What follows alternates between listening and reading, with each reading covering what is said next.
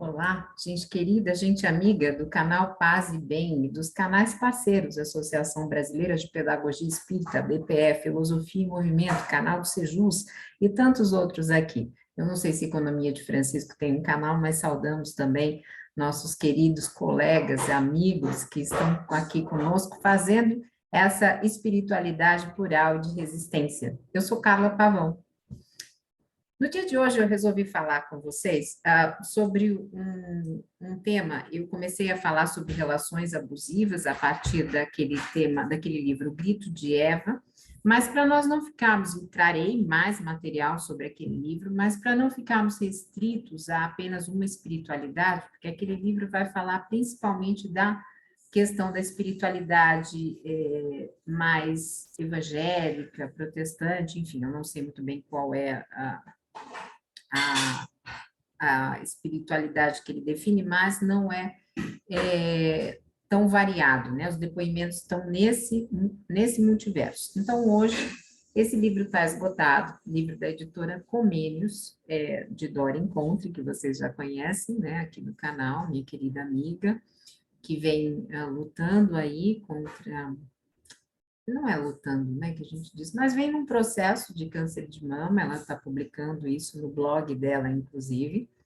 Então, eu venho aqui pedir sempre orações, axé, vibrações para todos nós, para ela e para o pai dela, o Bob, que eles sejam muito amparados, porque ela que cuida do pai, nesse processo aí todo. Mas o livro é Espiritismo, Sociedade e Política.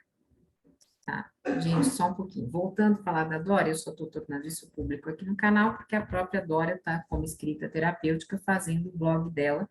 Depois eu posso ver o endereço para vocês, porque eu não sei decor. Mas ela tem publicado também no Facebook. Então, por isso que eu estou divulgando isso aqui, tá bom? Então, deste livro, Espiritismo, Sociedade e Política, nós vamos falar sobre machismo no espiritismo, a experiência do feminino e uma cultura machista. Esse texto é da Isabel Guimarães. Na ocasião do lançamento do livro, a própria Dora a entrevistou junto com o Sérgio Maurício, que é o coordenador, um dos coordenadores dos espíritas à esquerda. E a Isabel, ela é doutora em Ciências da Saúde pela Universidade Federal da Bahia, mestra em Medicina e Saúde pela Universidade Federal da Bahia, especialista em saúde coletiva e psicologia analítica, terapeuta junguiana, médica veterinária, escritora, palestrante e expositora espírita. Ela começa a falar o seguinte, que ela tem 25 anos de atuação no espiritismo, como trabalhadora, palestrante, escritora, enfim, em cursos e grupos, só que nestes últimos anos somente é que o machismo chamou a atenção dela. Então, foi como se um véu fosse retirado dos olhos, o quanto as mulheres sofrem discriminação no meio espírita, ainda que de uma forma talvez mais sofisticada e sutil do que nas outras religiões, e aqui eu vou acrescentar nas outras espiritualidades. Se nós somos espíritos e o princípio da reencarnação nos coloca na condição de igualdade, é tanto quanto contraditório que o espiritismo assuma a misoginia tão evidente e tão evidenciada, né, nas religiões que se denominam cristãs. Então, esse texto, ela diz que é para chamar a atenção e retirar o véu de homens e mulheres, abrindo caminho para esse tema que seja tratado com profundidade e seriedade nas fileiras do movimento espírita.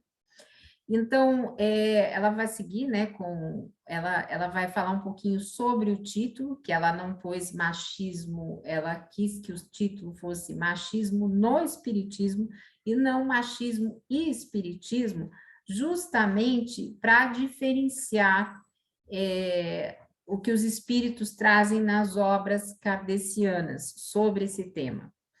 Então, falar de machismo no movimento espírita é ainda um tabu, né? Como tantos outros que nós temos. E as mulheres espíritas, e por isso que eu escolhi esse texto, têm que assumir o protagonismo dessa discussão provocando reflexões e críticas ao movimento machista presente no movimento espírita, né, ao modelo, desculpe, machista presente no movimento espírita, que tem entre seus postulados a afirmação de que os espíritos não têm sexo e encarnam no corpo físico que melhor serve aos seus propósitos evolutivos.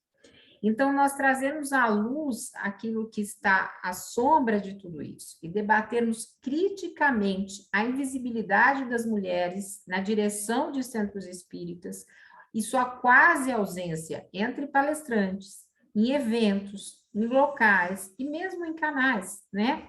Que acabam predominando, nos não progressistas, acabam predominando os homens.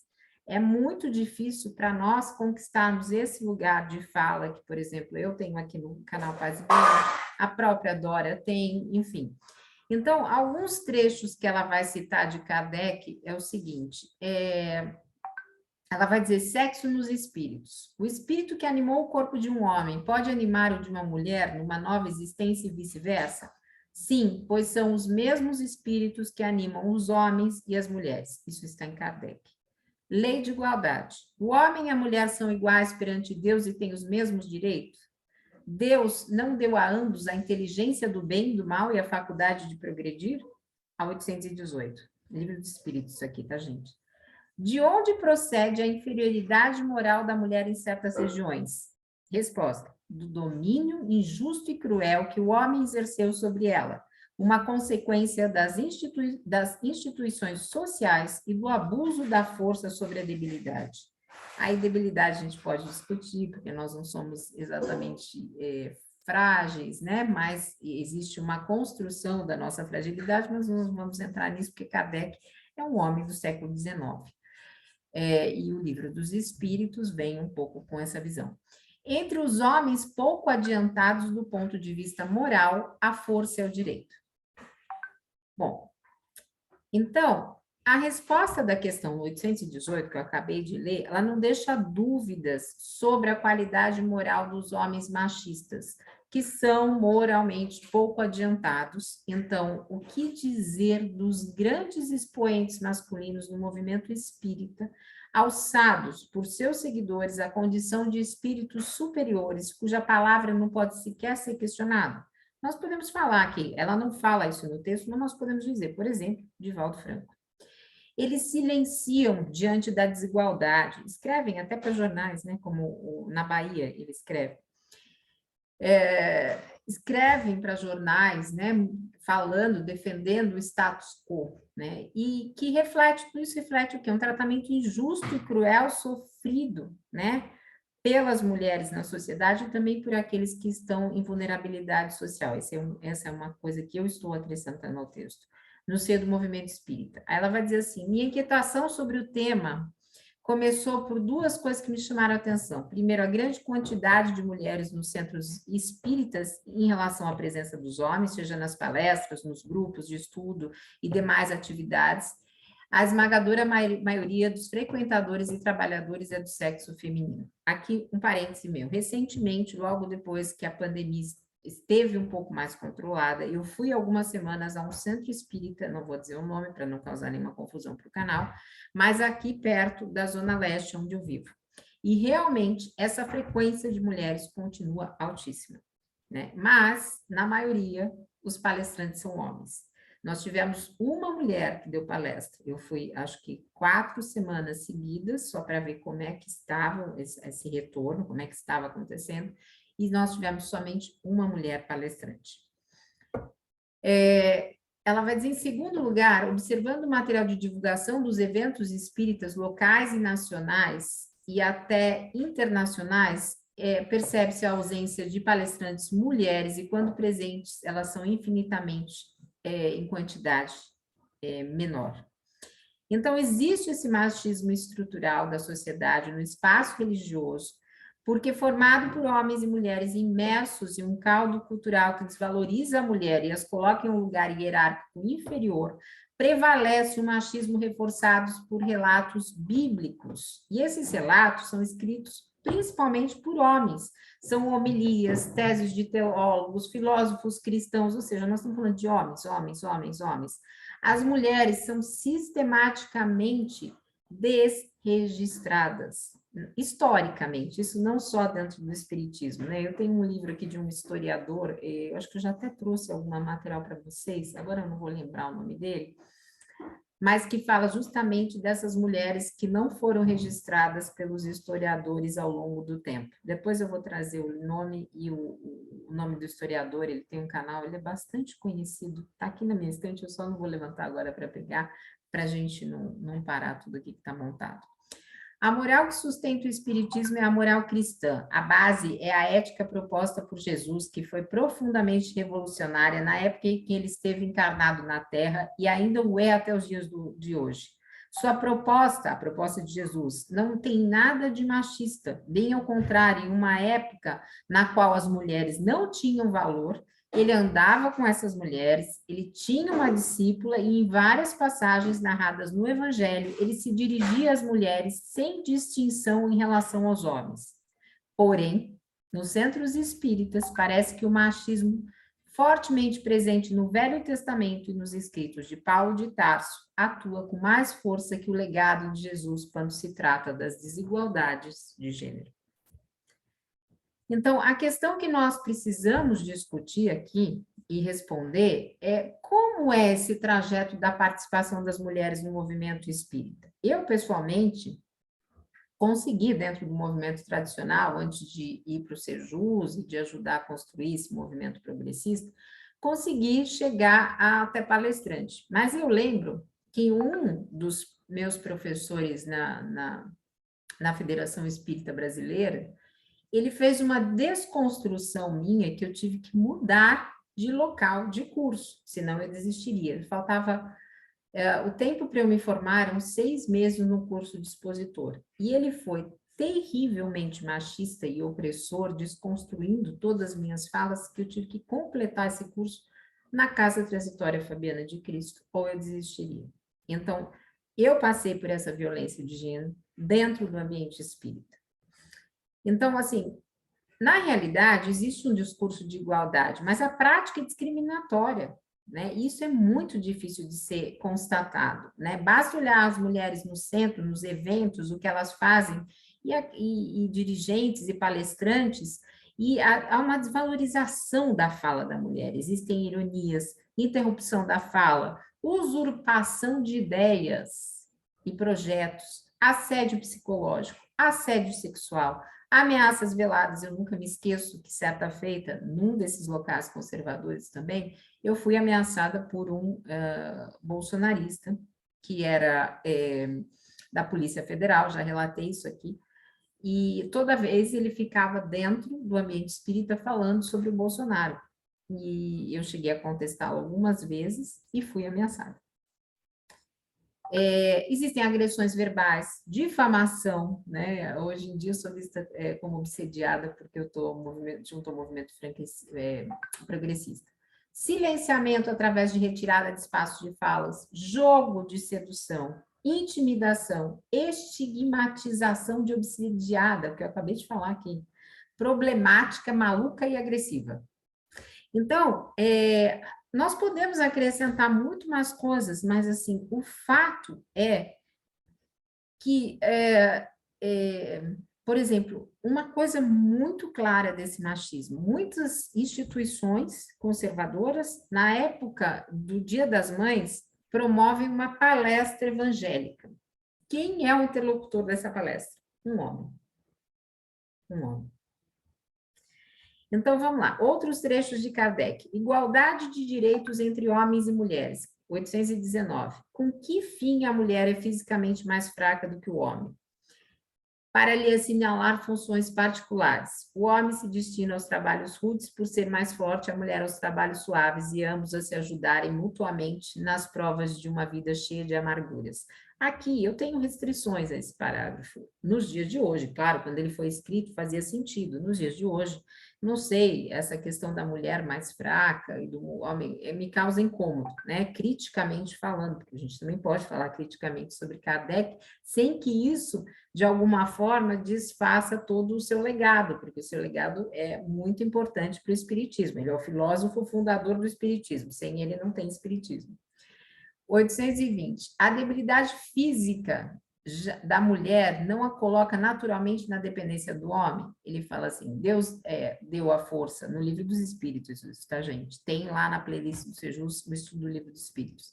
Deus deu a força a uns para proteger o fraco e não para escravizar. Deus apropriou a organização de cada ser as funções de que ele deve desempenhar.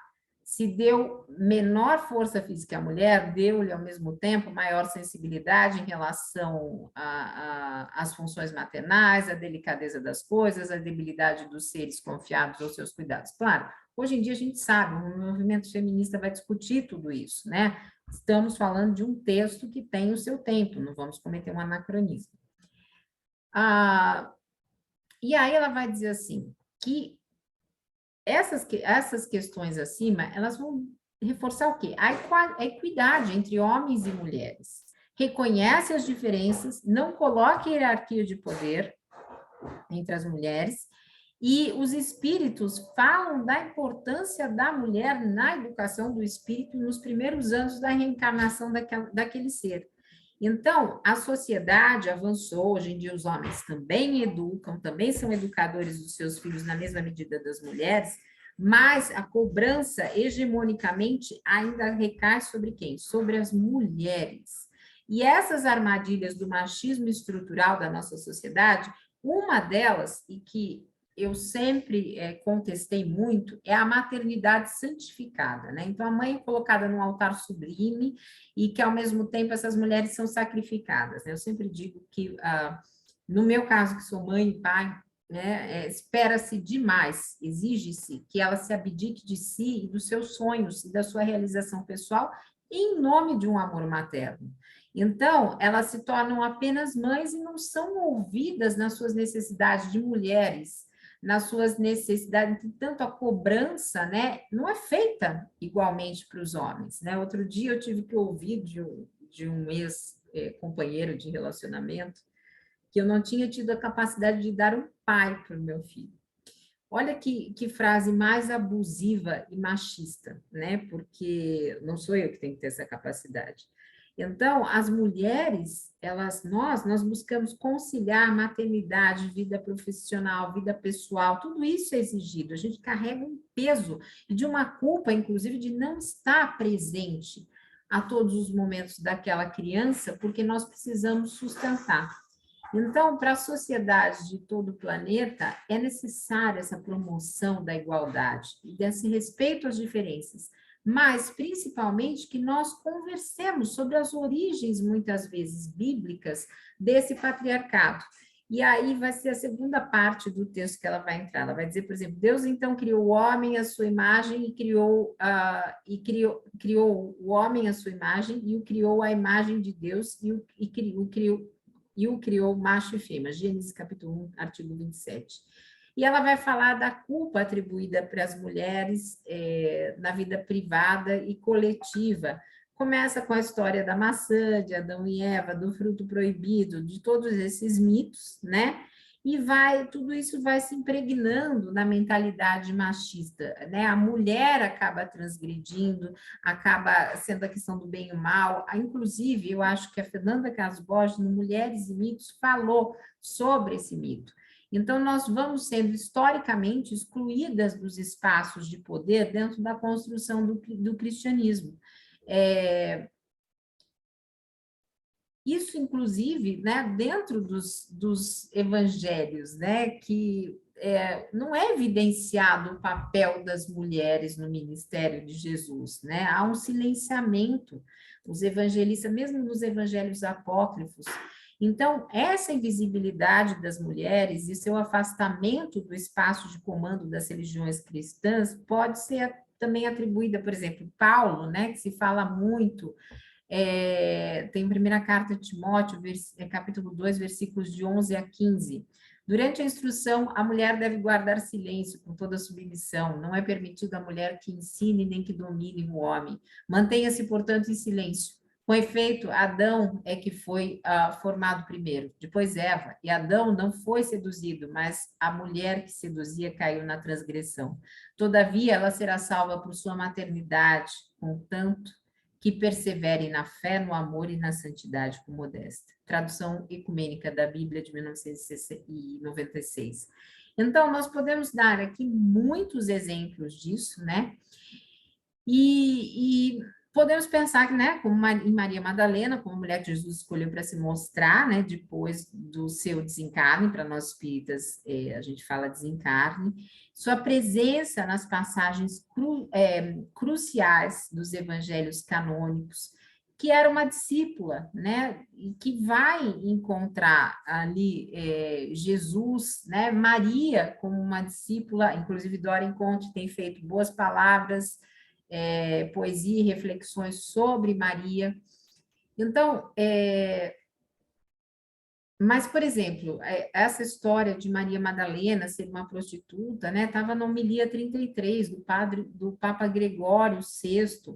Então, na Constituição do Espiritismo, nós também temos invisibilidade. Por exemplo, Amélie Boudet, ela esteve o tempo inteiro, desde a primeira hora, ao lado de Kardec, né, incluindo na sua participação da formulação do Espiritismo e depois na continuidade com o desencarne de Kardec, em toda a divulgação na Revista Espírita. E o próprio Kardec, o que ele escreve sobre ela? Minha mulher aderiu plenamente aos meus intentos e me secundou na minha laboriosa tarefa, como faz ainda através de um trabalho frequentemente acima de suas forças, sacrificando sem pesar os prazeres e as distrações do mundo aos quais sua posição de família a havia habituado. Kardec, 1865. Então, a Madame Rivai, além de conselheira, foi a inspiradora de projetos que o marido pôs em execução. E o Ley-Marie, que privava da convivência do casal, declarou que o professor tinha em grande consideração as opiniões da sua esposa. Então, os espíritas sabem pouco sobre a Amélie, né, sobre a sua vida, sua obra. Em português quase não é possível encontrar nada sobre a sua ativa participação na elaboração do espiritismo. Ela não foi uma ajudante de Kardec, ela compilou junto com ele as obras do espiritismo, enfim, pouquíssimos sabem quem foi essa mulher, né? E talvez muitas pessoas considerem que no espiritismo não existe machismo, né? E tragam exemplo de centros comandados por mulheres, mas isso é reducionismo, né? Isso existe pontualmente. Existem centros? Existem, comandados por mulheres. Mas aqui mesmo no Tatuapé tem um da dona Guiomar, né? Eu não sei muito bem se ele é espírita, eu não considero tão espírita assim, mas ela se considera espírita, então vamos respeitar isso. Mas tem, né? Então, quando nós falamos do machismo no espiritismo, nós também não podemos esquecer quanto as próprias mulheres acabam contribuindo para isso. Né? A autora diz que ela faz palestras e ela propõe dinâmicas, divide turma, enfim, ela faz tudo isso, mas o mais comum é que os homens dominem tudo isso. Então, então é muito perceptível que o machismo está tão impregnado que ele faz de forma tão poderosa na vida cotidiana que as mulheres não percebem que, ao passarem a representação de um grupo composto por maioria feminina para um homem, elas estão acreditando na sua inferioridade. Então, essa discussão sobre o machismo, ela é extremamente importante no movimento espírita, dentro de cada centro, ouvindo as reivindicações das mulheres, criando grupos femininos. É um tema bastante complexo, é um tema espinhoso, não dá para, em poucas linhas, a gente falar tudo, mas nós precisamos trazer isso para o campo da discussão consciente e responsável. E o jeito de fazer as coisas femininas com força, beleza, graça, leveza, determinação, é com poesia. né? Então, a autora vai usar uma poesia que ela escreveu, inspirada na história de Maria Madalena, como diz Leloup, Jean-Yves Leloup, uma mulher incomparável. Então, que nós sejamos as Madalenas, as Marias Madalenas, despertando o Cristo a partir da nossa interioridade, não deixando o nosso lugar de fala ser recusado enquanto mulheres, dando voz a todas, escrevendo com ato, e que é um ato de coragem, de rebeldia diante daqueles que querem nos roubar a liberdade, cortando nossas asas e nos prendendo em gaiolas de ilusão. Nós nascemos para voar. As asas cortadas voltam a crescer, porque o espírito sopra onde quer. Asas é a poesia, o nome da poesia. Vamos lá. Bem, desde menina comigo nasceu o desejo de voar, em um corpo sem asas, como alcançar os céus, e do alto planar para saciar meu desejo de voar. Tentei religião e nela encontrei alento, mas não a satisfação de fazer crescerem as asas, que me levariam do chão e matassem em mim o desejo de voar. Foram muitas tentativas, de muitos lugares me atirei. Da maioria saí machucada, mas nem a dor do coração, nem a decepção fez em mim calar meu desejo de voar. Um homem entrou em minha vida e busquei no amor romântico as asas para me levar. O desejo foi amenizado, mas nunca foi saciado a vontade de voar. Vieram os filhos e os colocaram em meus braços. Tanto amor, tanta alegria, até parecia que finalmente aquele desejo ardente desaparecia. Os anos foram passando e o desejo silenciado, voltando com toda a força. Parece que não há como me libertar do desejo de voar. Mais uma vez, me atirei na busca desesperada, de fazer crescer as asas e assim poder saciar meu desejo de voar. Continuei minha busca, fui atrás de muitas coisas, vivi fortes emoções, valia tudo que fizesse disparar o coração. Valia qualquer coisa que me tirasse do chão e fizesse ver do alto o que me prendia ao chão. Muitos anos se passaram e agora, na meia-idade, descubro com espanto que meu desejo de voar foi que moveu minha vontade. Agora parece que descubro, vejo ao longe uma possibilidade de, mesmo sem asas, poder voar. Subo nas asas do sonho e, com muita imaginação, vou transformando emoções em palavras. E no doce embalo das asas, a paz chega ao coração. Mas uma imensidão de sentimentos e emoções, aqui dentro sufocada, precisam virar palavras. Ainda bem que meu desejo de voar jamais será saciado. Então, essa belíssima poesia da nossa autora, eu queria dedicar em especial para uma grande amiga, a Carla Sandrini, e que nós possamos cada vez mais voar em paz e bem. Um beijo grande, gente. Sigam a programação do canal, inscrevam-se e, se puderem, façam uma doação solidária. Paz e bem, gente.